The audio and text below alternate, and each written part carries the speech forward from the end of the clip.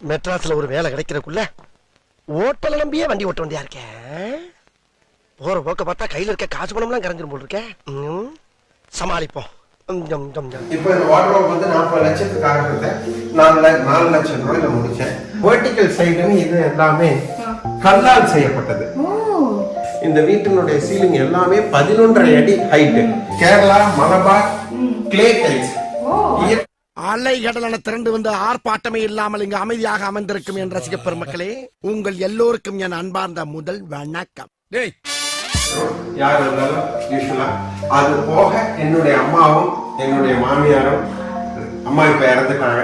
எங்க இல்லைன்னா ரெசார்ட்ல போய் உட்கார்ந்தாலும் கூட நம்ம பின்னாடி யானை போகுமான்னு சொல்ல முடியாது.